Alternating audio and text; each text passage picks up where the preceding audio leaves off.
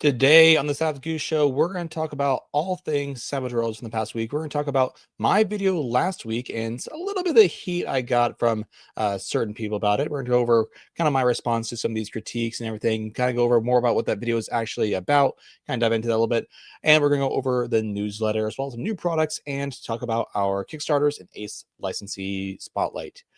First, as always, we will start with the newsletter. But if you do have any questions about my latest video and you want to ask them live, go ahead and put that in the chat and we'll talk further. First off, let's go ahead and go over to the newsletter and start talking about that right away. First off, today is Veterans Day. If you did not know, today is the Veterans Day here in the U.S., where we celebrate and acknowledge all of those who have fought for our country, both living and who have passed. This began as Armistice Day back in 1919, marking the end of World War I. And in 1954, it was renamed to Veterans Day to recognize all American veterans. So thank you for all veterans and active duty members who are serving our country, and we appreciate all the things that you do. Moving on to in the newsletter, we have Deadlands. The Abominable Northwest is now ready to order. This is because the palette has arrived. It is now currently in customs. We'll see that down below in the project crowdfunding section of the newsletter. But the Deadlands Abominable Northwest is now ready to order. If you are interested in getting it, you can use the link in the newsletter to go ahead and purchase that product and get all the good stuff for Deadlands, the Abominable Northwest. Moving on, the final days of the Pathfinder vs. Savage Worlds Carrying Crown. This is the Adventure Path Carrying Crown, which is 6 books to make up the total Adventure Path. That is kickstarting currently and is will be ending soon. Again, we'll get to that part more in our Kickstarter section. But if you are interested in learning more, you should check out that particular Kickstarter. I think it's over on Backlash actually, and you can learn more about this particular setting. This week on the Savage Universe, if you don't know what Savage Universe is, it is Pinnacle's weekly Savage World show where they often are talking with swag or ACE licensees about different things. I've been on the show before talking about this channel and all the things we're doing here. And we're just going to, this week, they're going to have Travis Liege and Kyle Carty. So two licensees on at the same time this week over on Savage Universe. You can see it on Twitch, on YouTube, or I think on Facebook as well. You can go check them out. Travis and Kyle have both been on the show. They were actually the previous 2 weeks. We've had both Travis was on last week and Kyle was on the week before, talking about their particular products. If you have not watched those streams but want to learn more about those products, you can go take a look at those streams and learn more. Travis is talking about Scarred Lands for Player's Guide for Savage Worlds, which is a setting that's been around for over 20 years. So take a look at that. And Kyle is talking about his new product, which is Savage Hunter, which is essentially like a Monster Hunter-esque game, though there's more inspiration than just Monster Hunter. So don't think it's just going to be like a straight rip of Monster Hunter. There's a lot more to it than just that. But you take a look at that. You can learn more and hear more from those guys both at 7 p.m. on Thursday. Thursday, right? No, on Friday. Sorry, it's on Friday. Thursday and Friday. They're usually on Thursday, so that's why I said Thursday. But no, this week it's on Friday. So check that stream out. I'll be able to check the stream out because it won't be during my game. So that's great. I think finally, crowdfunding status report. They're waiting the palette for Rifts Europa, but the Deadlands Abominable Northwest palette is already in customs, and they're awaiting the palette for Deadlands Lost Colony. Now, it's great to hear that we're getting a bunch of stuff in soon because we got pallets coming in. It's going to be shipping out soon. Abominable Northwest should be able to ship soon, so I'm super excited to get that stuff in. And I have a big order coming for Lost Colony. I have the whole entire Lost Colony stuff.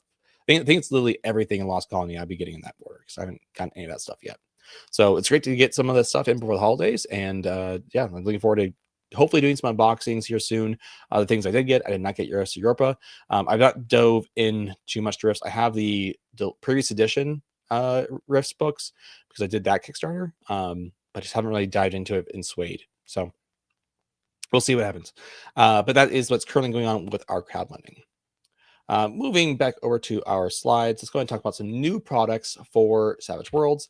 The one I've been highlighting for a while now, and I will probably continue to highlight it until like the week after this comes out, this particular product comes out, and that is the Crystal Heart graphic novel.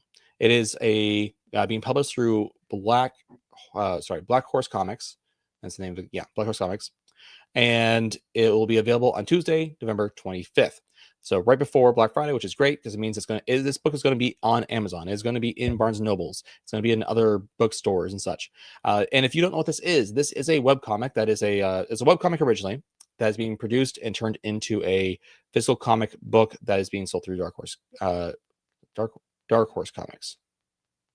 I don't know why I'm blanking the name. I've been saying it right this whole time, and I'm just like blanking right now what the name of the company is. But either way, so you can go read this web comic online, but I'm particularly excited for this to have a physical form of this for multiple reasons. One, it's cool to see that like a big publisher of comics is producing a product that technically is going to have Savage Worlds in it. So for this, again, for those who don't know, this is going to be chronicling the essentially a game of players playing Savage Worlds in a setting of Crystal Heart. You know, take a look at that setting over on Drive Through RPG. Now, the nice part about this is that it is constantly going back and forth between the players and the characters, and it makes it really nice to see like what the characters are doing in the game, and that the players are doing kind of outside the game, and how they're like kind of doing both at the same time.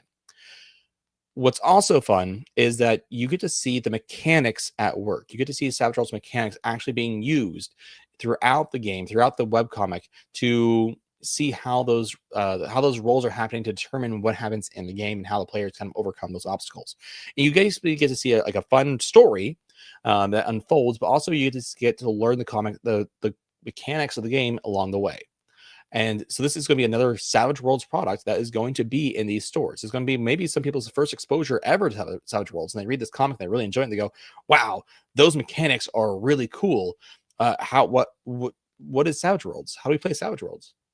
I want to learn more about that." So they can, read this comic and then go find Savage Worlds and hopefully join this lovely community we have of playing this awesome game. So again, I'm super excited for it. I need to figure out a way to either pre-order it or just like get it on launch day, because I definitely want to have this on my shelf as a collection. I'm going to also read it.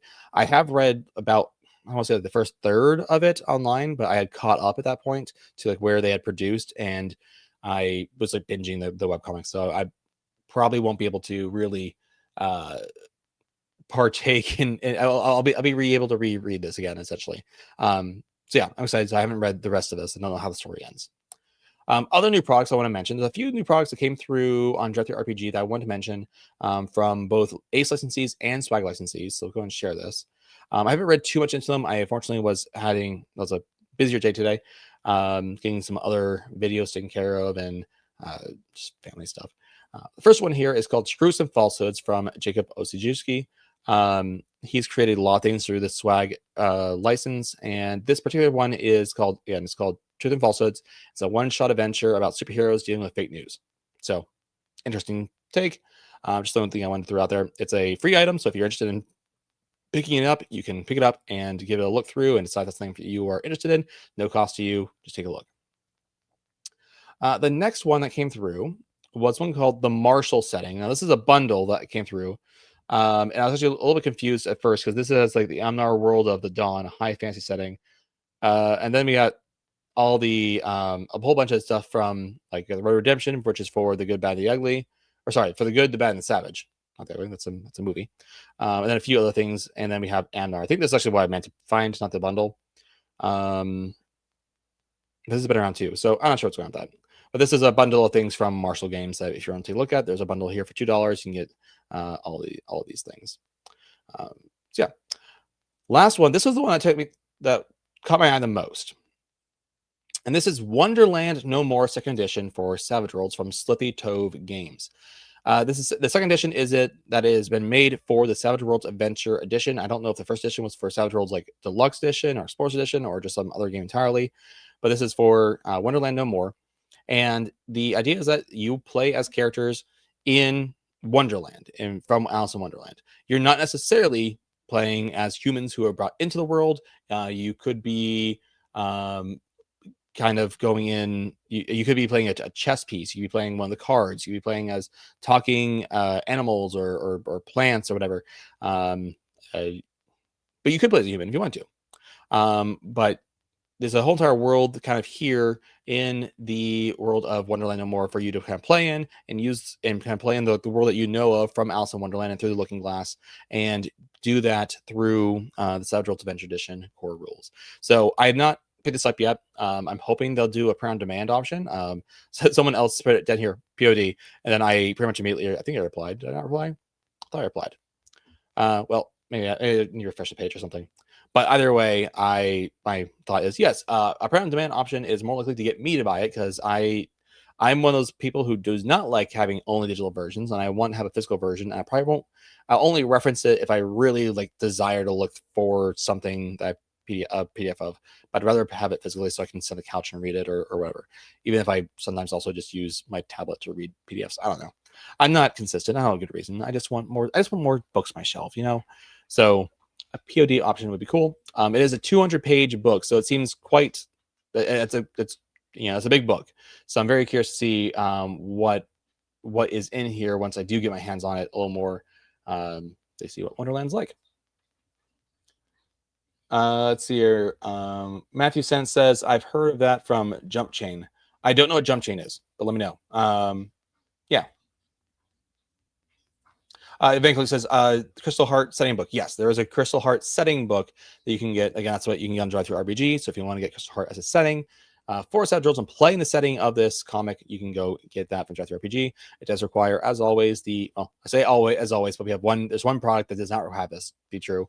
But as usual, you do need the Savage Worlds Adventure Edition core rules to play it, but I highly recommend checking it out. It's a well-loved setting.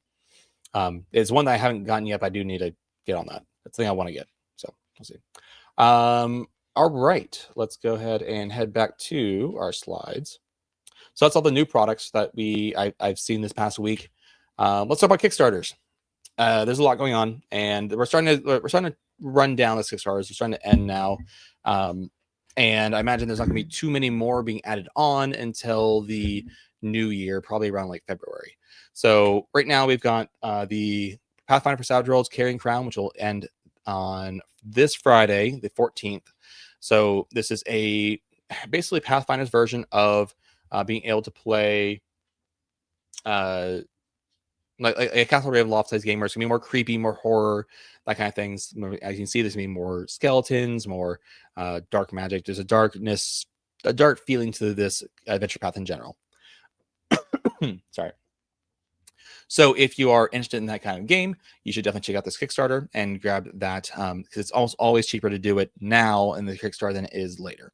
And you also can get a lot more extra goodies as well. Matthew Sen says Jump Chain is a CYOA style adventure where you jump across multiple settings every decade or so and gain powers, aims, and campaigns in the way. Interesting. Okay. I will look into that. Next one is Scarred Lands, which ends on Saturday, November 15th. Again, this is by Travis Liege over at Aegis Studios. He is licensing this from Onyx Path Publishing, which he does work for. And he is trying to bring this World of Scarred Lands to Savage Worlds, which is something I'm very excited about because I have the 5e version. I never got to play the 5e version, and except for one particular adventure, but we used the more normal 5e, like D&D core rules to play through that adventure. Not the Scarred Lands Player's Guide. So I'm excited to kind of play in this world because the world is super interesting. To me, it's a post-apocalyptic, but it's near post-apocalyptic. Like the apocalypse is within recent memory when the Titans and the gods fought, and you can still see the remnants of that war around the world. So I think that's a really cool setting for where you can still see the effects of essentially what the end of times was.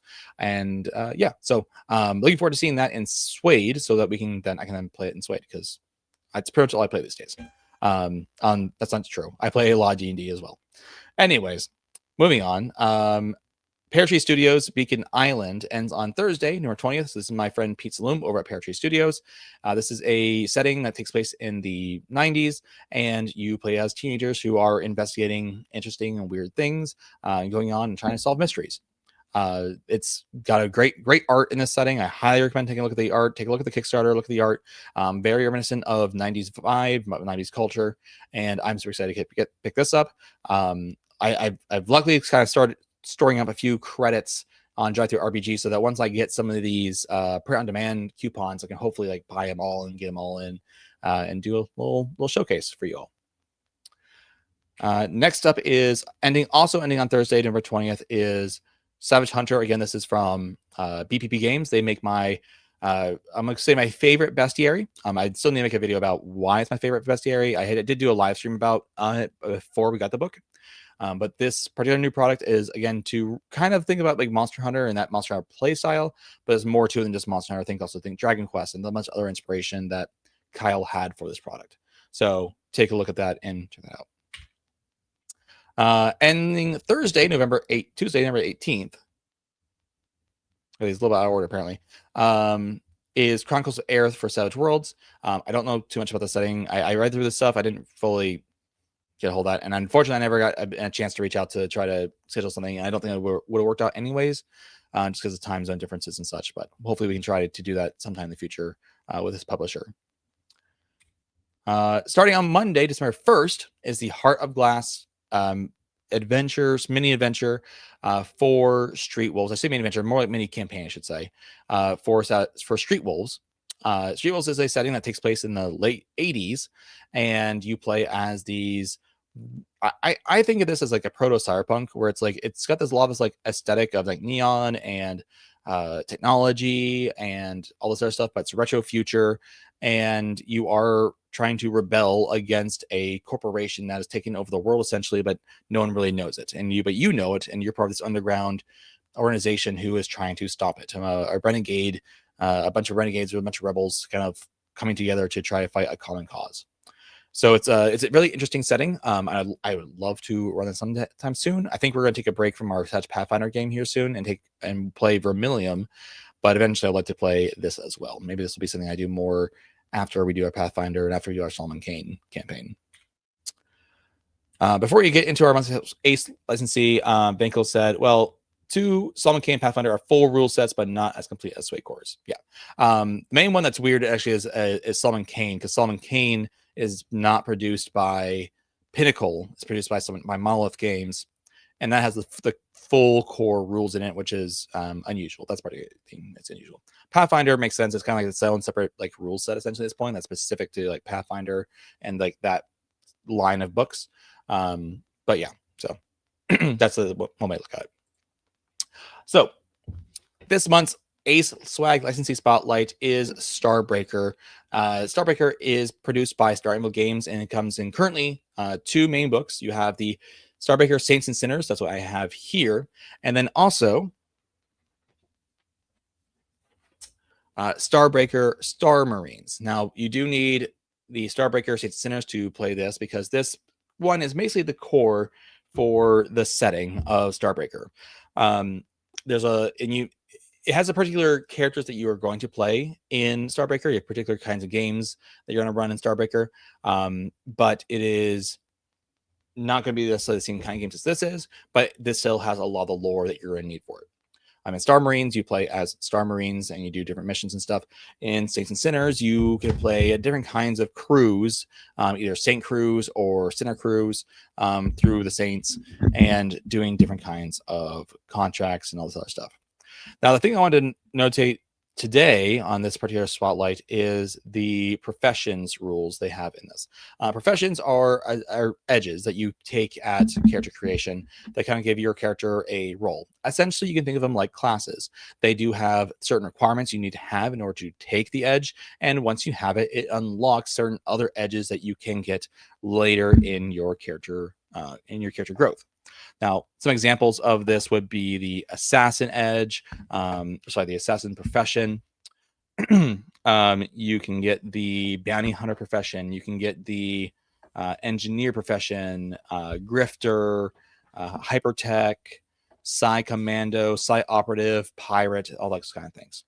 And what's fun about this is that it kind of takes the idea that we see in like Savage Pathfinder and brings it to some other games. We have this in a few other games as well. I think in like Rifts has frameworks, which is sort of similar, but particularly it's just nice to see like people are taking this idea and kind of going with it on their own and showing what else they can do with it.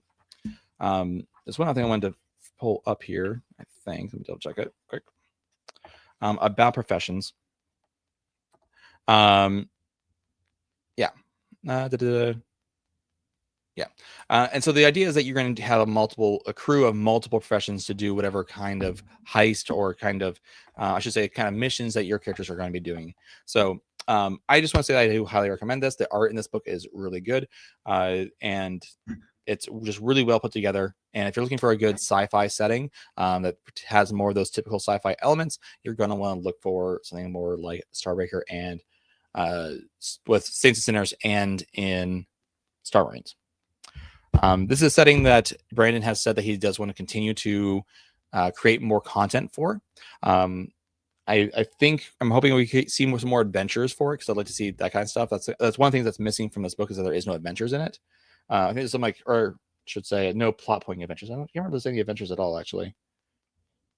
I think there's an adventure generator, but this is mostly like a setting and rules to play in a setting, not so much a way to create the adventures themselves. So, or have adventures themselves. So I'm hoping to see more adventures. All right. So with that, we can go and stop. We'll stop the screen share. This week, I wanted to take some time. I didn't really have anything else to say prepared, but I did want to take some time to talk about my recent video, which was on the idea, original intent was that the video was going to be about. Oh, shouldn't turn this light on. Boop. There we go. The original intent was that the video was going to be about, and it still was, about character progression and what it means for characters to progress, and what games look like when the characters progress in games like Savage Worlds and D&D. So when you level up, what does that look like? And the way we like to, that I've heard talked about and kind of ran with, was this idea of horizontal progression and vertical progression. So you can either go up in power, or as you progress, you get wider. And it's a scale, right? You don't only go up, and you don't only necessarily go wider. Sometimes you go a little bit more wider, and a little bit more tall. Different games have different levels of which they do this. Now, personally, I like to use the idea of a triangle, where some games you can get bigger bases, but for the most part, your character just gets taller. It gets more powerful, and you only get some new abilities. And so you get a little bit wider, but not too much wider. Then you have other games where you get very, very, very, very, very, very wide, and you only get a little bit taller. Like you do get some taller, but the bigger thing is getting wide. And obviously, some games are going to be in all sorts of different ranges of different orientations of their triangles. And in this particular one, I compared this particular video. I talked about D&D 5e, because that's the game that everyone knows. Everyone knows D&D 5e these days. And to be clear, I actually play into 5e games. One that's every other week, and one that is every month, because that is what most groups that we talk to, that's what they agreed to. I got people I know in these groups who would rather play like Shadow Dark or Cairn, and I know have people like my personal group who wants to play Savage Worlds, and I want to play Savage Worlds. But 5e is the one that we tend to have to come to like an agreement to, essentially. We don't play 2024. None of us have any desire to purchase 2024 books. We are perfectly content with the 2014 books, and we very much stay that way. I've learned some things about 2024 books because of different videos I've seen online, but nevertheless, and I know, like I said, I know some of the things, but nevertheless, that's where I'm at. Don't desire to buy any more books. Except for I want to get Tasha's Cauldron and everything, because I don't have that one yet, but that's for my 2014 collection, not my 2024 collection. That being said, I've also heard that maybe I don't really need it. So, all that being said, I read that video, and I had mentioned like classes, and I said some things about D&D that I got a lot of pushback on, and I wanted to address them to make sure it's clear on what I am saying about D&D and classes, that to make sure it's we're all being fair and above board, and make sure that what I see as Savage Worlds being a benefit compared to other things. So what I wanted to do is kind of go through some of these comments. I think I'm not going to show them. I'm just going to read them, just so that I don't think we need to like worry too much about all that stuff is public on the internet anyways, but I don't think there's a need to like call out certain people for certain things. And if anyone goes a little bit overly zealous and mad, I don't really want to necessarily call that, bring that to light, right? I'm gonna try to keep this low key, happy, engaging, and just talk about what people are saying, and why I disagree with or what I agree with, and making sure that like we come off on the same page. So let's see here. I'm gonna sort by newest comments, because I can't. That's pretty much the best way I can sort, unfortunately, and we'll go from there. So the first person said, small correction in 5e 2024, feats are not an optional rule anymore, which I was aware of. That 2024 did that, but they were technically in the 2014 one, which is what I play. So that being said, I don't think anyone actually, I don't think it actually is optional. I don't think anyone treats it as optional, if I'm honest. That was something I put in the video, and I kind of like regretted putting that in the video just because technically they are optional, but pretty much everyone uses them. It's one of those optional rules that pretty much everyone uses. That being said, I kind of addressing feats themselves in D&D is that at least in 2014, again, I don't know about other ones. So feats are things you only get every 4 levels, and you are kind of limited. They don't give you any. They rarely give you abilities that the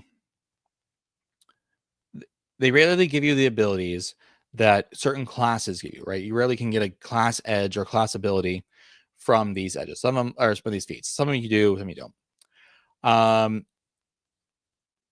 So anyways, so moving on from that, they actually said that you also get a feat at level 1, which I think is helpful. I think from what I've learned about 2024, I do think that they've done better about allowing you to create more character options. However, I still think that a lot of what I said is true, and we'll get kind of more into that. So this person then said, classes in 5e give you features all time. Yes, they're usually prescribed, which is my big problem, in which order you get them, and some more than others. Warlocks are very flexible, and that's true. I didn't think about the fact that warlocks, the way that they get their abilities is very, very flexible compared to a lot of other classes.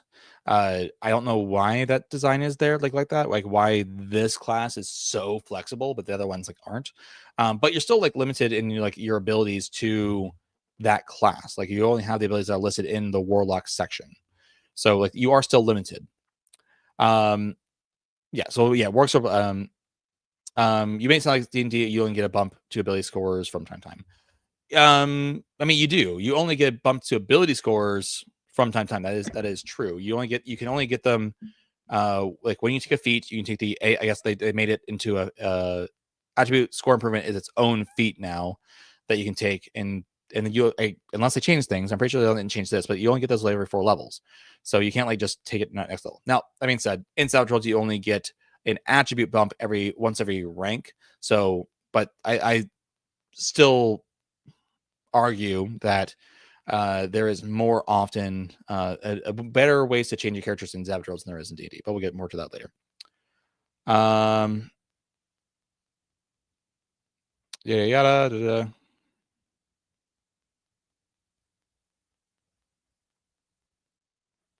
Trying to figure out what here. So this person said, Mighty Blow seems to be nothing else like Action Surge seems to be nothing else like action. I think there's Mighty Blow seems something like just seems like Action Surge, but except that you cannot choose what when. Action Surge can be used for other cases as well. Yes, you need 2 levels in Fighter for that, but without being very familiar with Savage Worlds, it seems like that you would need to be some sort of fighting character to pick that up. Yeah. So the nice part about Mighty Blow, or about Savage Worlds in this case for edges, is that every edge does have some level requirements, right? Usually like fighting D8 or something like that. Specifically for Mighty Blow, I don't remember exactly what the requirements are. But you don't have, but again, we don't have classes. So like you can take fighting, and almost every character does take fighting at some level, and you can just like you take the fighting, and you can take Mighty Blow. You don't need to have, you can pretty much be almost any kind of character you want. You don't have to be in this fighter class to be able to take that particular edge. Now, is that going to be good in your build? Who knows? I don't know. But the thing is, like, it's always going to be something relevant to that particular turn that you have. If you get a Joker and you have the Mighty Blow edge, you're going to consider it because you're like, okay, I can do way more damage that now if I do it this way. And you're going to try to play your turn more so that you can make sure that you hit stuff like that. So, yeah, that's something that we should be aware. So I do think it's less restrictive. I guess my point is I do think it's less restrictive than being in a class. I think edges are just less, they're less restrictive. Yes, some edges require certain things, but they're rarely that like super like, so like I've seen some games like this where they have all these edges and stuff, but they're very gate kept. Like you need to have a whole bunch of combinations of things in order to get them. It's like you have some combinations of things you need to get them, but rarely are they obscene. Like usually they're like they're fairly easy to unlock and get to. And often characters who want them already have what they need to unlock them anyways. They don't even have to worry about it because like, oh, that requires a D6 in fighting. I have a D10. I'm not worried about that. And yeah, cool. You're good to go. He said, I love freedom in character creation. I wish 5e would be more flexible. Sometimes people make it worse than it is. Yeah, and I think I think I may have came across that I was like thinking like it was absolutely garbage. Like, no, I actually don't think that 5e is the worst. It's just like it's the best example that I can give because that's what the one that everyone is going to know. So that's very helpful. Thank you, Vinkel. Mighty Blow is a D8 novice wildcard. So you just need to have a D8, which is not that bad, and you have to be a novice, which is an opening thing. So perfect. Thank you. All right, let's see here. The next comment I want to pull up here. The quote here is for me. It was saying 3rd level D&D doesn't really feel any different from 20th level D&D. Is perhaps the worst take I've ever heard in D&D ever. Yeah. That was probably, I might have been a bit, what's the word I'm like, hyperbolic there. But the idea is that like if you're I chose 3rd level because 3rd level is when you get your subclass. And that's usually when you get your core abilities to what, not just your class, but also you have your core abilities to your class, but also your core ability to your subclass because you get at 3rd level. Usually in 2014 and now always in 2024. And the thing is, like, usually the way that works, like, yes, you're gonna get new abilities as you go on, and you're gonna get new abilities, but those new abilities are almost always working off of what your core ability is. Again, if you're a fighter, you're fighting. If you do take the archer, now you're a shooter. You're doing magic casting, and that's what your core gameplay loop is going to be, is like firing a bow and putting magic onto it. And you're now on a trajectory where you're not going to be going off that. Yes, you can multi-class. We'll get into multi-classing in a bit. And I actually will be talking about this in a video, not this week, but I think it's either next week or the week after. In an upcoming video, we'll be talking about classes and why I like the classless system of Savage Worlds. And I'll be talking about Pathfinder for Savage Worlds and how they do classes in a way that really isn't classes. Like it is classes, but it's like,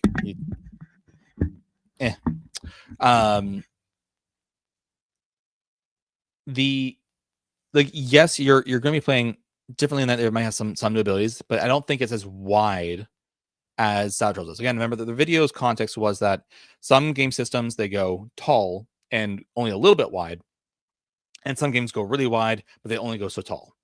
And what I came to the conclusion of is that Savage World, I didn't really unfortunately get too deep into this because there's only so much time to put into a video. To me, Savage Worlds is a more wide and a limited in how tall it can go. It's not hard to get your character to D12 fighting, right? There's in any skill, there's only 5 steps: D4, D6, D8, D10, D12. 5 steps. You are guaranteed to be able to do that within 5 advances.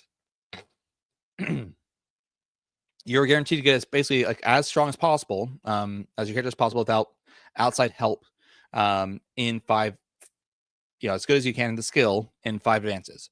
You might take a little bit longer. You might, because you want to try to take advantage of your agility score better than that. But you could even do it even earlier. In fact, actually, I think about it. We start D4 and everything. You get 5 attribute points. You could put all those attribute points into your agility score, and then just start out with a D12. You could start out with D12 fighter. You can start out in Savage Worlds as the best fighter you can be as far as the skill goes, and then just take on more edges to do cool things with those edges. And that's like the cool part is like there's several cool parts there. One, your ability to be high is capped at a certain point, and it's really easy to reach that I call a high ceiling. The floor is high, the ceiling is high, and so there's a smaller gap. Yes, there's people who will only have like a D6 or D8 in fighting for a long time, but you can hit that gap, that ceiling pretty quickly. In D&D, your character, as you go up in like your ceiling, that's just something that happens, right? In Savage Worlds, you have to choose for you to go up. You have to say, I want to be better at fighting. I'm going to put more points into the skill now. Whereas in D&D, your ability to fight better, to literally like just roll and hit, just goes up as you level up. It's not a choice you make. It's something that just happens to you. Your proficiency bonus goes up and that goes up. There's some things you can choose, so you can go up, like get an attribute score increase every 4 levels, to hopefully affect that particular attribute that affects whatever attack, dexterity or strength or whatever. But regardless, like that's usually, generally speaking, that's a thing that you don't get to choose. It's something that just happens to you. Again, that there's an option, so it does go wide. It's not just tall. 5e D&D 5e is not just tall, but it has some width, but there's limits to it. In Savage Worlds, we tend to just get wider. You get other skills. You put points into other skills. You take edges that affect the kind of gameplay that you want out of your character. And you can combine those to create kind of whatever character you want. One of the things I love about Savage Worlds is that I can pretty much create any character I want. And if you go and look at my video on how to make characters, my character creation video, I make a character who's not necessarily great or like really good at any particular one thing, but he does have a clear idea of what's behind the character, and to make him. So,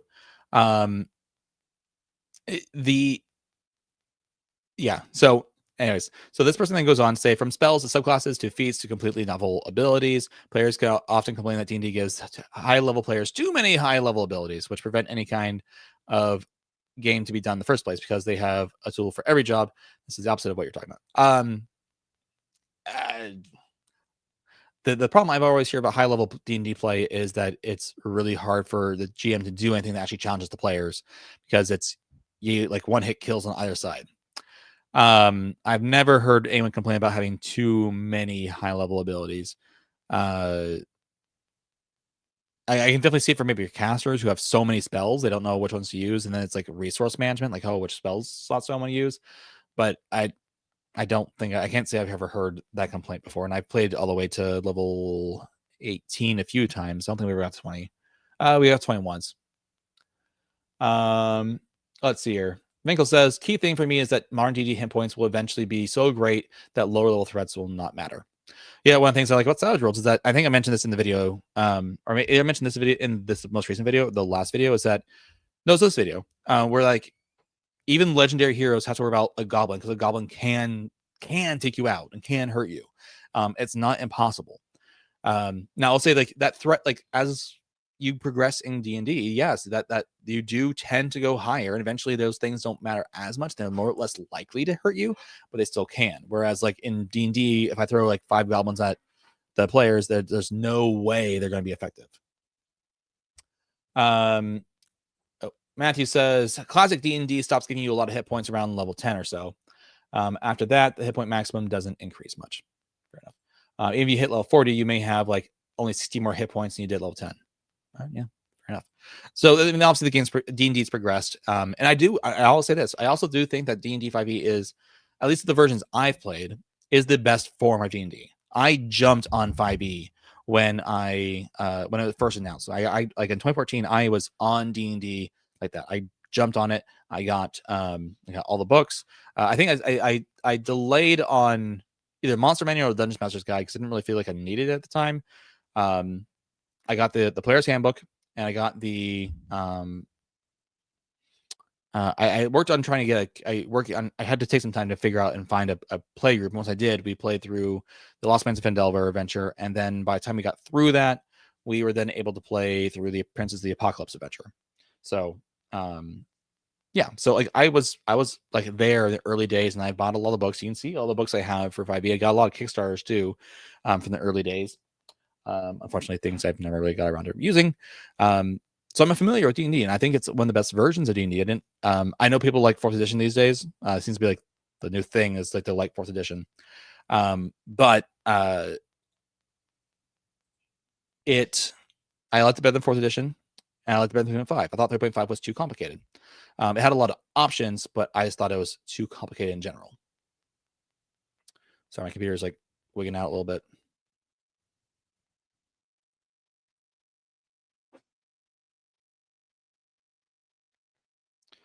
I'm not sure what's going on. All right. Oop. That's fine. We'll figure it out. Okay. So that was that one.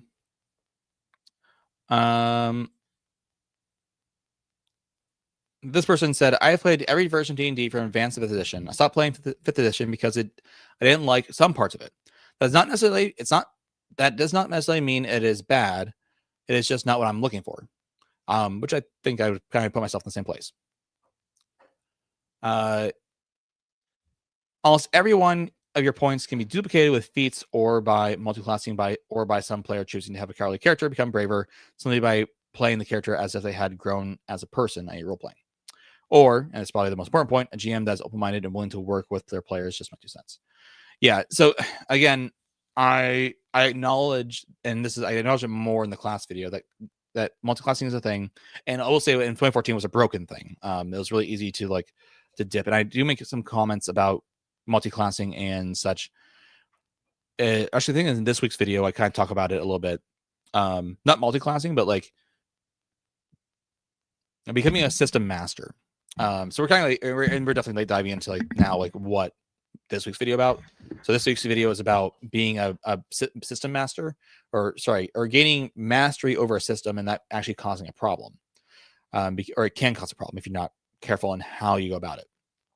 I think it's hard for system mastery to become a problem in Savage Worlds personally, because we have a high floor with a high ceiling, where you can optimize your character, but I don't think an optimized character in Savage Worlds is not going to be so much more better than an unoptimized character in Savage Worlds. Again, and I'm saying optimized for combat. The other part of D&D that I don't really get into is that almost everything in D&D is about combat. Like almost all your character abilities are about combat. There's a few that are not about combat, but I think generally, by far the biggest importance in the game is about how you perform in combat. And when people evaluate how good your character is, it's based on how much damage can it do. It's not about hey, how did your character do at social mechanics or all this other stuff. It's rarely something that gets brought up. Let's see here. I also think Savage Worlds is a fine system, very innovative and living up to its motto. I don't play it regularly again because it just doesn't give me the feel I want, which is fair. I'm not going to tell anyone they shouldn't play the game. Play a game they don't like. I'm glad you gave it a chance, right? Mechanics change, grow, and are the foundations of the game. In TTRPGs, the difference is role playing and having a person, the GM, guiding the game as a whole and helping player characters to be what the players envision. A GM runs the world. The GM can also use their godlike powers to help players achieve their goal. Yeah. It's just so I think this point is you can work with characters and work with a system to give the players what they want. But I think ideally you have a system that doesn't require that. I like Savage Worlds because I think almost everything you want is there. Every once in a while you may have to reflavor an ability to do something a little bit different or flavor a different way. But Savage Worlds kind of encourages that. They want you to take the very generic things they have and use the same mechanics, but then just change it a little bit for whatever your character is. Powers are that way for trappings, and I think that a lot of the hindrances are that way, and even the edges can be that way too. So yeah. Now there was a couple comments. I don't see the one that I was thinking of that really didn't like the idea of hindrances. I personally love hindrances because not only do they give you a role play effect, they give you a mechanical effect. Because I think as players, we're often okay with just setting aside our characters for a second to accomplish certain goals, certain puzzles, and instead of living inside the narrative of what the story is we're trying to tell. And so I like having these hindrances here for 2 reasons. One, and this is the way the game's designed, is one, you can have the mechanical effects that will cause you problems, especially the more physical hindrances like blind or hard of hearing or not the other one I'm trying to think of. I can't remember. Hard to see, hard of seeing. It's not thing. It's not blind though. It's something else. And it gives you something to role play off of. It gives you something to role play off that gives you bennies. And again, one of the things I like about Savage Worlds over D&D is that This might have changed in 2024 as well, but the fact that you can only ever have one inspiration really irked me. I hated that. If I ever, and this should be a video as well, like things I would steal from Savage Worlds to put into D&D. And it would be like Benny's, the way the hold action works. I don't like the way the hold, it's not called hold. Maybe it's called whatever the action is in ready. I hate the ready action in Savage Worlds or in D&D. You're gracious. But yeah, so yeah, I kind of lost what I was saying there. Anyways, I absolutely like Savage Worlds. I like that it goes more broad than it goes up, and I like that there's no restrictions on going any direction you want. If I want to start putting points into repair, I don't have to gain anything else. I don't have to gain any other abilities. I can just put points into repair and start getting the repair skill. If I just want to get better at fighting, I can just put better at fighting. I don't like. There's nothing that goes on as I level up. Like as I level up, I can always choose. Those decisions are always available to me in Savage Worlds to go a different direction with my character. In D&D, even if you multi-class, okay, now you have 2 classes, but you have to choose which level up you're going to get. Are you going to take the druid level up, or are you going to take the fighter level up? You have to choose one of them, or you choose another class, and they're going to give you their own set of abilities that come with that particular class. Whereas in Savage Worlds, you can just go. I can either go with a new wedge, I can go with a new attribute, I can go with some new skills, or I can start taking away stuff from my hindrances to make my character, to mimic my character going through some sort of growth, or to produce story inside the game. If you want to save up so that you can get rid of your blind hindrance somehow, you got to work through GM to figure out how you're going to do that. How are you going to save up those points, and what happens in the story that's going to cause your character to no longer be blind. I think that's really cool. That's one reason I like Savage Worlds. Matthew says D&D 3rd edition stopped that and gave you the same hit points count every level, so that you had like 4x the hit points at level 40, you did level 10. Same with D&D 5th editions, though you can't hit level 40. Right. Yep. That's the one thing they did in D&D 5th edition, is that you can never go beyond level 20 now. So, which now when you look back at like D&D like 3.5 and 3 characters, you're like, what do you mean he's got level 20 in this, and level 20 in that, and level 3 in this? What? Yeah, go look at the stat block for Drizzt. It's kind of crazy. One person asked about saying that Savage Worlds sounds like a GURPS variant. I haven't played GURPS yet. I acknowledge I need to play GURPS and like read the GURPS or something. Probably just like watch a video on how GURPS works, because people often compare it to GURPS as far as being like both games are toolbox games. But I really need to play it so I can give my honest thoughts on that and actually like say something helpful there. This person said, this is what I like about playing spellcasters over marshals. My playstyle changes when I get more powerful spells, as opposed to just hitting more times. The way I played the game changed when I could suddenly communicate with anyone over any distance, etc. etc. Yes, I think even within classes, there is a different level of like marshals, or like certain classes to get more spiky, and certain classes get more wide in D&D. So they're like the triangle is not the same for all classes, right? I think it depends on which class, which triangle you go up. That being said, pretty sure like as far as power level goes, I think technically casters get like insanely powerful, like they exceed marshals in power level, but I could be wrong, but I'm pretty sure that's the way that is. Let's see here. I swore I had some more negative comments in this. There we go.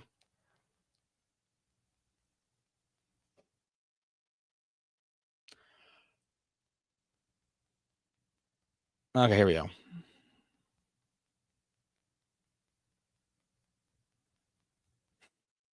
So this person said, bro, having to spend my progression points to spend on RP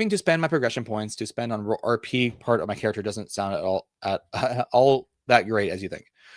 Flavor is free, people. You don't need the book to tell you to make a flaw or add character to your character. No need for fancy mechanics. Again, I personally like the hindrances because it helps you kind of like ground your character and have like mechanical effects for what's going on.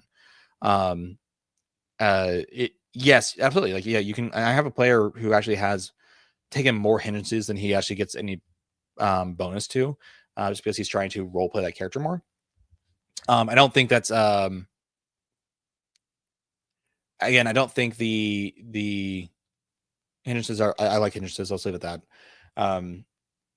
Not, you don't have to. I don't think game design requires you to have a hindrance system, but I find that the games that do have some sort of like flaw system, where there's mechanical effects for having flaws, feel more enjoyable to me at least. And I feel like there's a lot of people who would agree with that. Tales from Elsewhere also has some sort of like flaw system where you can like play off of like what your flaws are and have like things that actually affect you. I especially think that matters when it comes to flaws that are material. So we have like the mental ones, like, oh, you're arrogant or you're stubborn or whatever, but you also have ones that like, oh, you're slow because you have a bad leg or you're blind or whatever, and like those are technically part of role play, but they're also like things that are going to obviously negatively affect your character. And if you just say like, oh, my character's blind and have like no mechanics around it, it's like, well, what does it even matter? And then if you do say, oh, my character's blind, and then you do get like, say, in D&D a disadvantage on the roll, well, now you have a negative to your character that you just put in there that has no benefit either, because obviously the part with hindrances is that the more hindrances you have, the more points you have to spend on other things like character creation. So there is a balance there that happens with hindrances, being say, hey, this bad stuff, mechanically bad things going to happen to my character, but from that I do get this other bonus, and you can take no hindrances. I don't know anyone who does, because I think most people like hindrances quite a bit and they want to be able to take the edges, and it just creates more diverse characters. But yeah.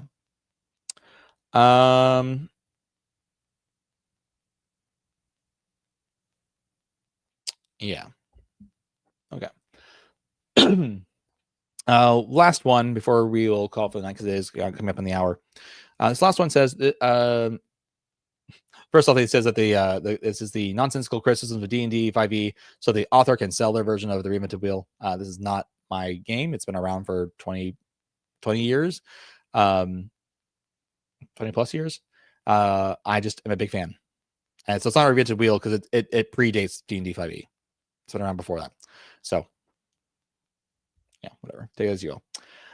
D&D caters to pretty much everybody. If you want a standard on the rails character upgrade system for newbies, D&D does that, so you don't have to think about it. That's the casual side. Yeah, okay. So first off, I'll say that when I play with new players, I don't just mean like new Savage World players or new D&D players. I just mean people who have never played an RPG before. I've been able to give them Savage Worlds, and they can run with it, and they have no problem with that. And I have never met someone who was actually overwhelmed, like overwhelmed by character choices. Now, often when we play new characters, and I think this is the way you should be playing any new game with anybody, is getting pre-gens. So like in D&D and Savage Worlds, I always give the new people the pre-generated characters to the adventure. Usually we're playing a one shot anyway if it's a brand new person. And I think you should really play with someone in a one shot before you start a new campaign. Like if someone who was never played D&D before, or any RPG in this case, you should give them a one shot to even decide they actually want to be a part of this before they like drop out mid campaign because like, it's not what I want to do. So I start with pre-gens in either system, right? And yes, it'd be easier for newbies to like, yep, you level up, go up. To me, that's not exciting.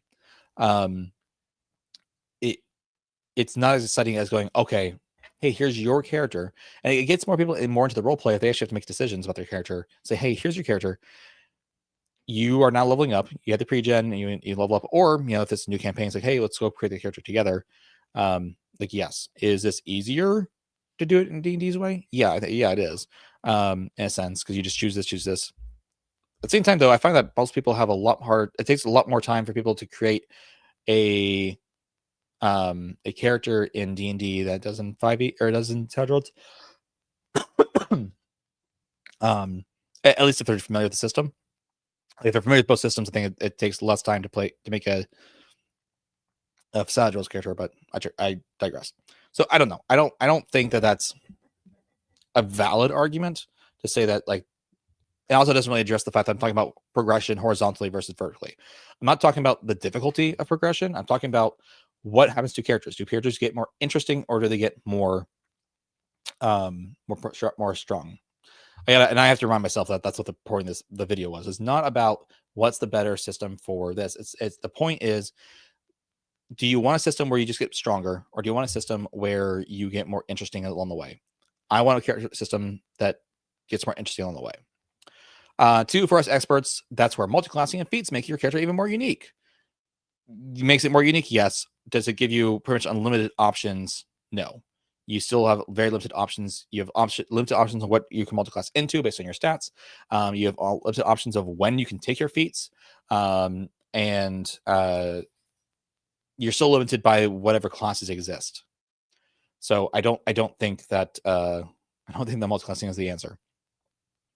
When someone brings up multi-classing that adds a whole new dimension of horizontal skill progression, you dismiss it as broken, which is kind of true. I mean, in 2014 it was broken. It was people who were, again, those experts, those system masters, or had mastery of the system, which I'll talk about in my Thursday video. They do this multi-classing. They often are doing it for like optimization, to the point where it's like it's not optimization for character journey and story. It's optimization for damage output or combat ability, which is like that's at least not what I want in a game. People do want that, that's fine, but it's not what I want in a game. 2024 fixed a lot of the issues multi-classing. Yes, they did, which is great.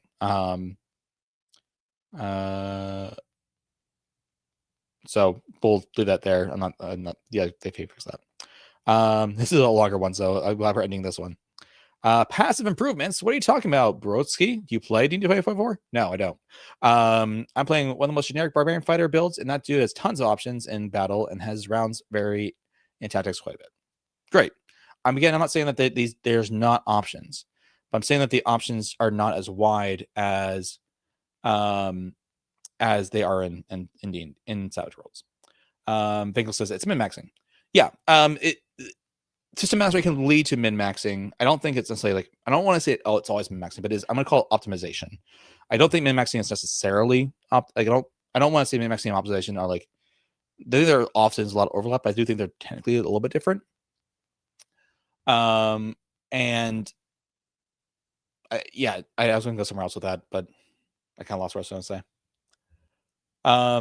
Matthew says the problem is D&D 5e makes everyone super powered compared to classic D&D. Yeah, for sure. In modern D&D, everyone starts out as a full hero and becomes a surreal superhero tier character by level 20. And then level 1 AD&D or original D&D characters have a real chance of not surviving until level 4. Whereas like I think it's like level 1 in like D&D is like pretty strong. It's pretty weak, but then like by the time you get to level 3, you're like, and then even compared to like that though, it's nothing. If you want to not play AD&D 5e, or if you don't want to play AD&D, but you do want to try to get a feel for what games were like back then, try Shadow Dark. You'll get a feel for like what games kind of felt like, and people being very dangerous. Everything being dangerous essentially to getting hurt. As far as passive improvements go, I'm talking about with passive improvements, I mean like when you level up, you just get this proficiency bonus. Whatever you're proficient with, whatever skills you're proficient with, you will now get to automatically go up one ability score for all those skills, regardless of what you've been doing in your character's past advance. I don't care for that. That's what I mean. And I don't think that there's as many abilities in D&D, even for a barbarian fighter or whatever, as there is in fighter. Actually makes sense because fighters have a lot of options that they create. So again, certain characters have a lot of options and they are wider than others. All those Savage feats you mentioned are just D&D feats with like Polar Master feat. Yeah, absolutely they are. But you can take them at every level. You can take them at every advance. You don't need to wait till every 4th level to do it. Let's see here. 5. There's nothing passive about picking a 2024 Polar feat plus Great Weapon Master feat plus Slasher feat to combine and combing all that into a BA tactical hard-hitting character. That's cool, but you have to get all those feats. That's easy with the fighter, but it's not easy with the druid. I can create a druid in Savage Worlds that can get, we'll call it trademark weapon, right? And whatever other abilities, it makes it a really cool thing. But he's also a druid. He doesn't have to be a fighter to do that. He can, he took the arcane background, miracles. Took another thing to get a pet companion. Took fighting. I don't have to be a fighter to do that.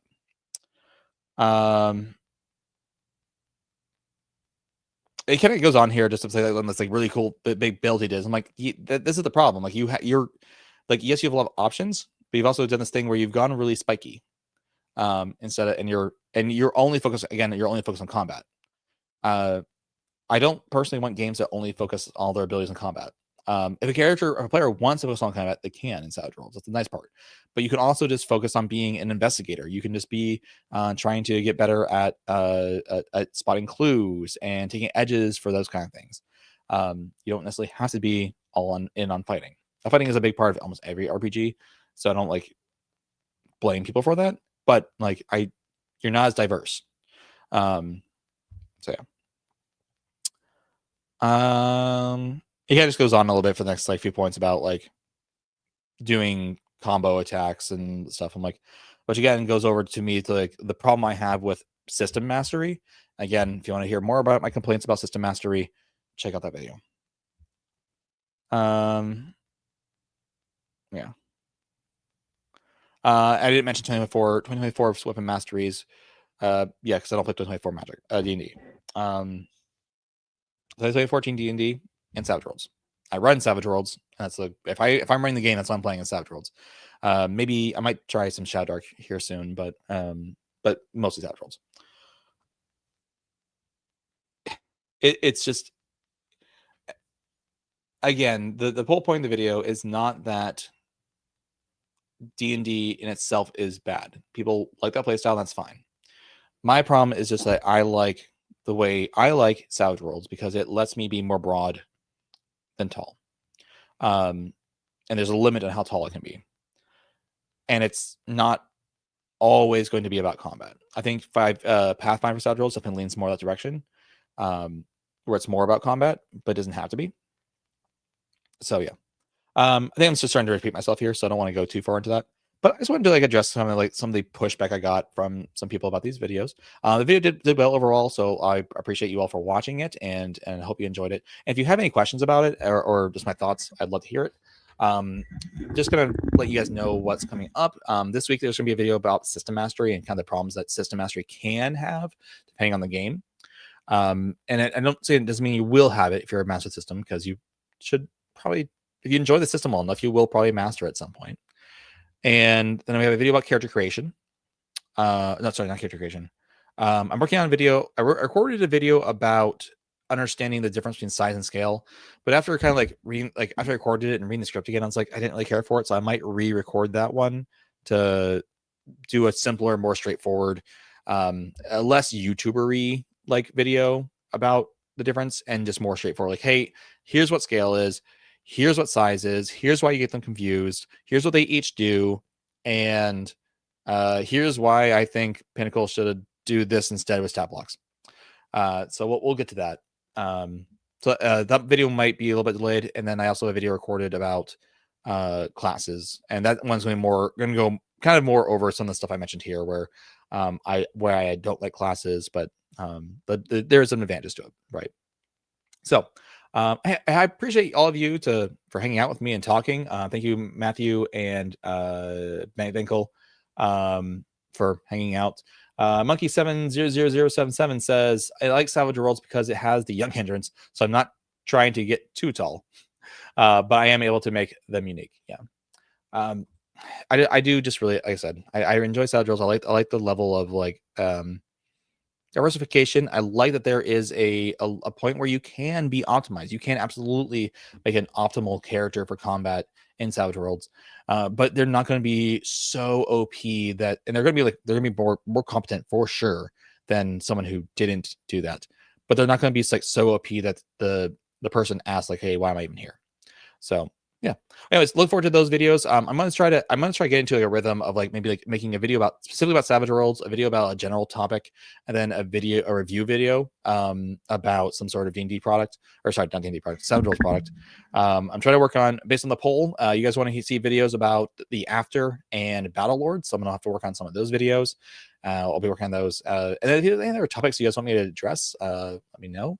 I might go back to making polls about the different video ideas I have, and then you choose them. I did that for a little bit because I wasn't sure which ideas I should pursue.